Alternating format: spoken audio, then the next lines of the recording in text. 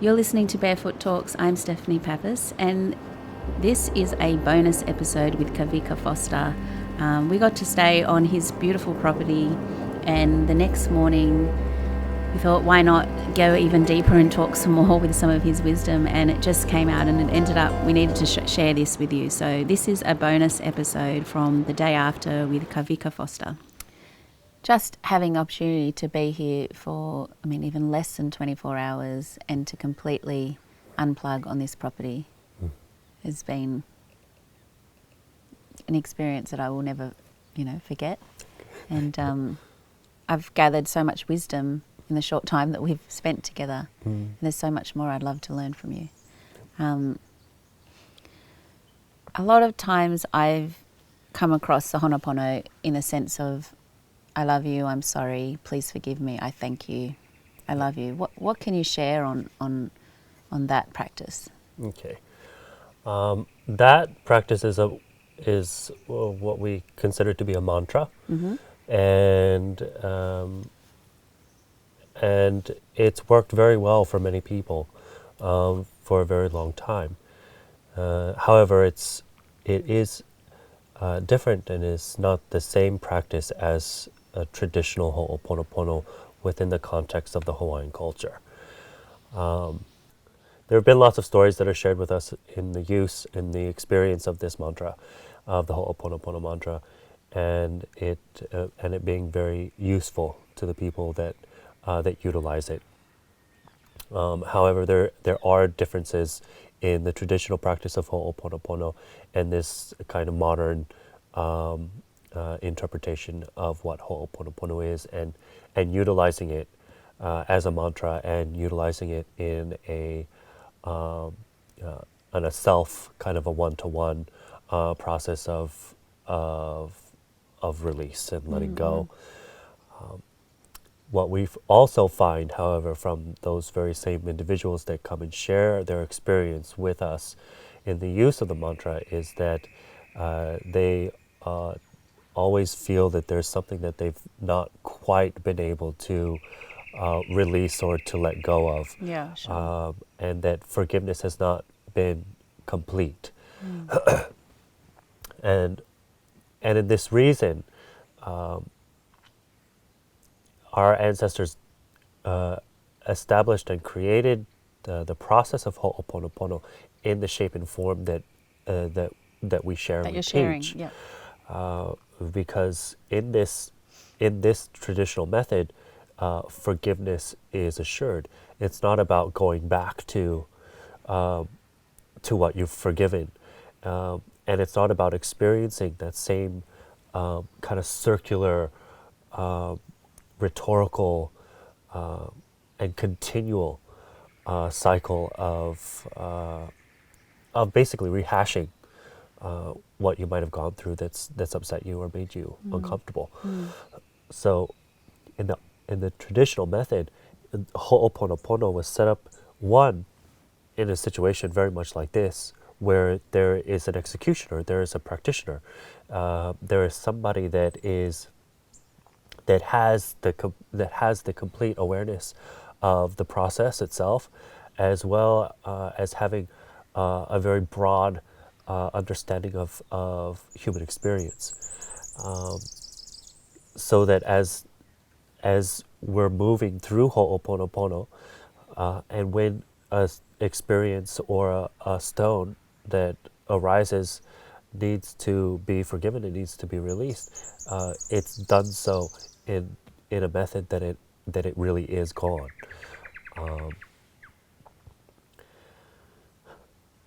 Basically, that's just a really nice way of saying human beings have the tendency of hiding their shit the best from themselves.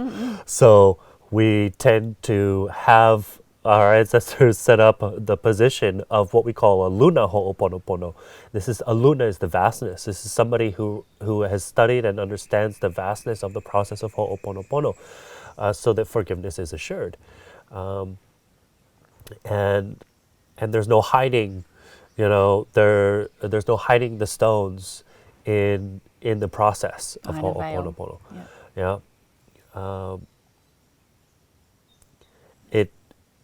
it comes to the point and it gets resolved, and then you're left with the decision. You, yeah, as the person seeking Hooponopono, that's seeking healing and seeking a place to come to right alignment and to come to clarity once again, it's up to you to then bring yourself to a place where you truly forgive. Have you come to peace? Obviously I not. love you. I'm sorry. Please forgive me. Thank you. I thank you. I really am happy now. I love you. I really love you. I really love you so much. Like, no, man. Are you kidding? Kidding me? Wow. But it's really forgiveness, I guess. There is, but there is really forgiveness. Yeah. And you want to know something else? Yeah, come on, here's do this. another part. Yeah, here's another part that really just blows my mind, right? So we've also had people that come to us. They work through a process of forgiveness, right, with other people through other modalities, right? And they get done sharing the most intimate, private experiences in their lives. The coordinator of this kind of process asks them if they forgive. They say, "Yep, it's forgiven," and then the coordinator says, "Well, I don't think that you really have forgiven." Like, And who are they to say that? and who are they to say that ever? What's happened today in a lot of modern and New Age spirituality and spiritual healing is that we've become so accustomed to seeing this extravagant kind of emotional release.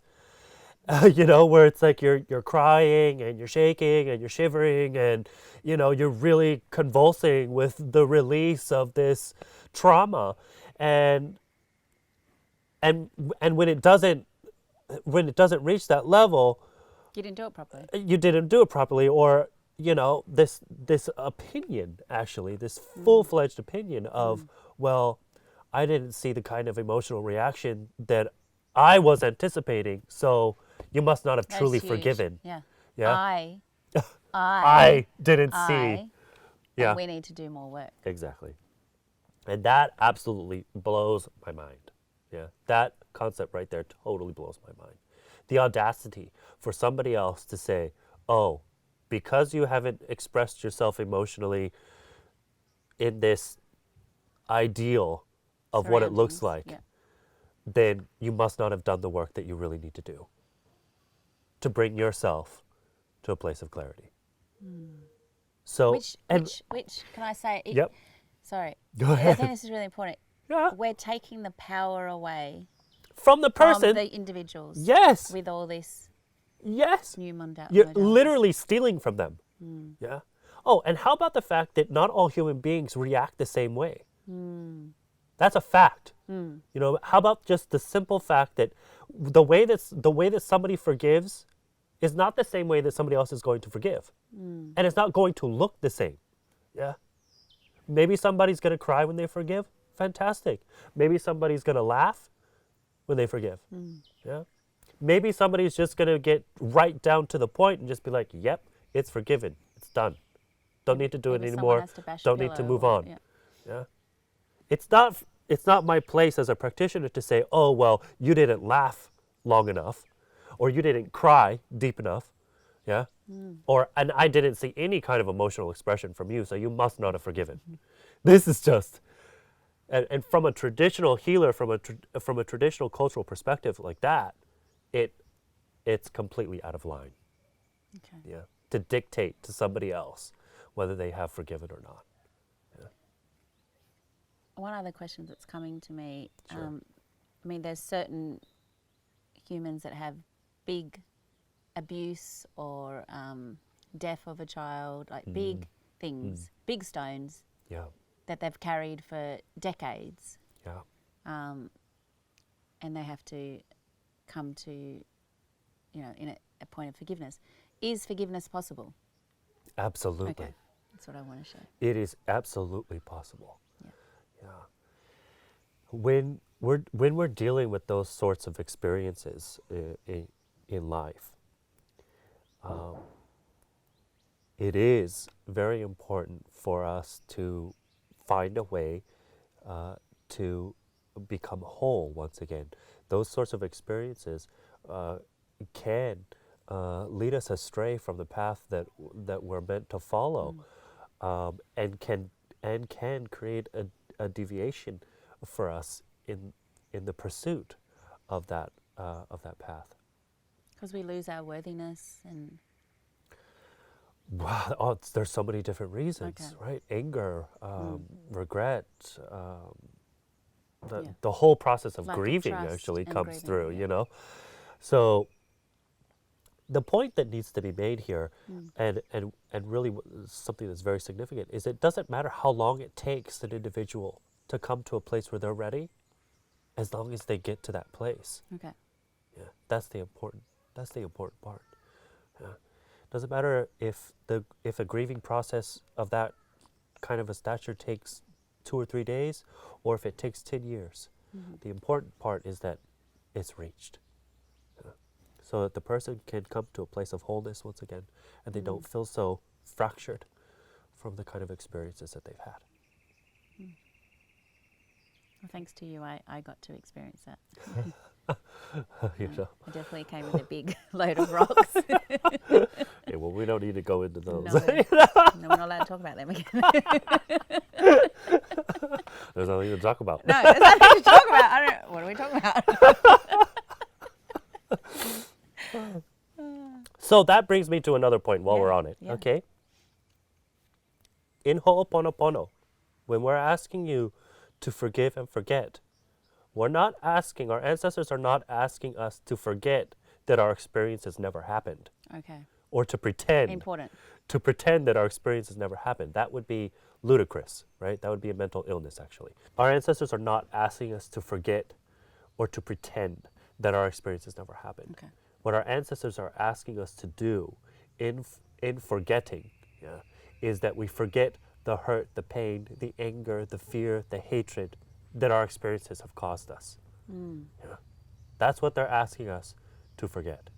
Yeah.